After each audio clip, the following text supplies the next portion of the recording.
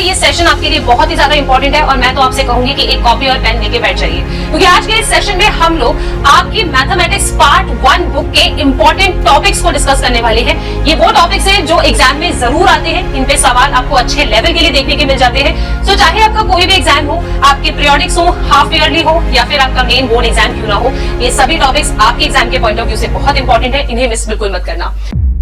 Hi Bachcha Party, I am Shivani Sharma, your maths educator. Welcome to class 12th by Unacademy. तो सबसे पहले बात करते हैं chapter number 1 relations and functions की। तो बेटे रिलेशंस एंड फंक्शंस में 110% चेक या प्रूफ बाइजेक्टिव करने के लिए आता ही है। आपको कोई फंक्शन दे देंगे, बोलेंगे चेक करो कि ये 1 1 ऑन 2 है या नहीं, या फिर प्रूफ करिए कि ये 1 1 ऑन 2 है। ये क्वेश्चन आपको देखने के लिए मिलता ही है। इसके अलग अलग वैरायटी प्रैक्टिस कर लो आप। फिर आता है equivalence relation and equivalence class.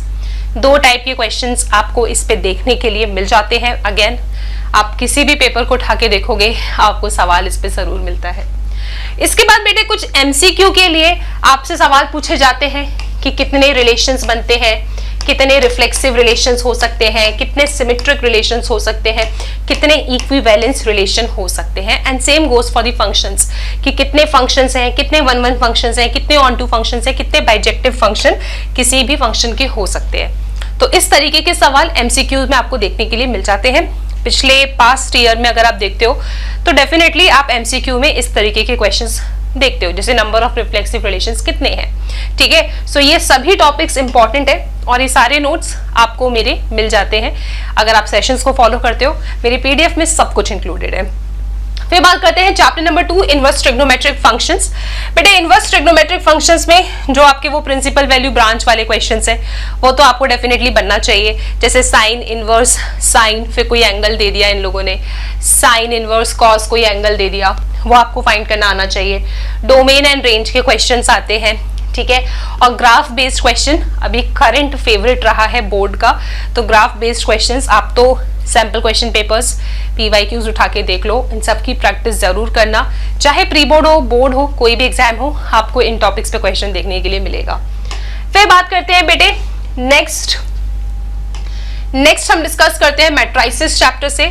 So matrices में जो ऑर्डर ऑफ मैट्रिक्स होता है ना, उसपे से ये लोग एक अच्छा सवाल बना के आपसे पूछ सकते हैं। कुछ प्रॉपर्टीज होती हैं, ठीक है, वो प्रॉपर्टीज आपको पता होना चाहिए। सिमेट्रिक स्क्यू सिमेट्रिक काफी इंपॉर्टेंट टॉपिक है। और कंस्ट्रक्शन ऑफ मैट्रिक्स कि भाई मैट्रिक्स बना के दिखाइए आप, वो आपको कुछ रूल डिफाइन करके दे देंगे। इस तरीके के क्वेश्चन आपको देखने के लिए मिलता है। फिर बात करते हैं बेटे डिटर्मिनेंट्स की।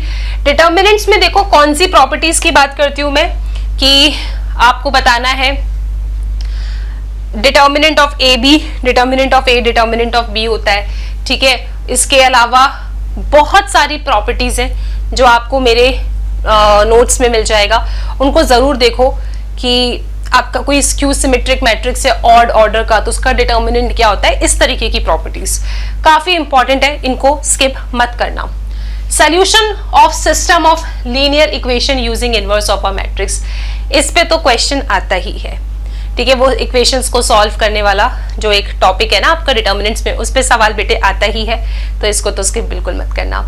उसके बाद ये a इंटू ए इनवर्स आई होता है, इसके ऊपर क्वेश्चंस आपको देखने के लिए मिल जाते हैं, ठीक है, तो इसको भी मत स्किप करिएगा। फिर बात करते हैं, नेक्स्ट आएगा बेटा अपना कंटिन्यूटी एंड डिफरेंशिएबिलिटी चैप्टर। सो बेटे इस चैप्टर में वो k बता दो, k की वैल्यू, फंक्शन कंटिन्यूअस इस पॉइंट पे, k लैम्डा, इनकी वैल्यू क्या होगी। डिफरेंशिएबिलिटी चेक करना बहुत इंपॉर्टेंट है, बच्चे स्किप कर देते हैं बट बोर्ड इस पे सवाल पूछ लेती है।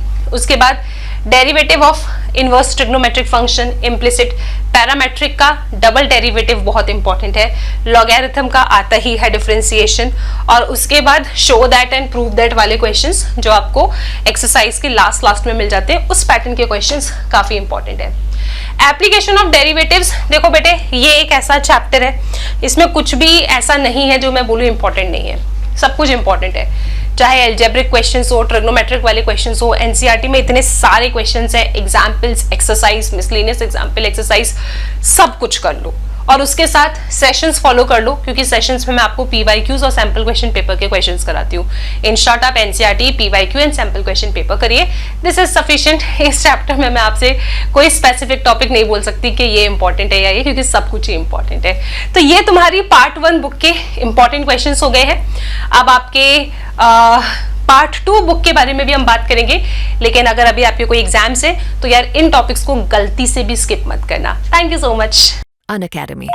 Let's crack it.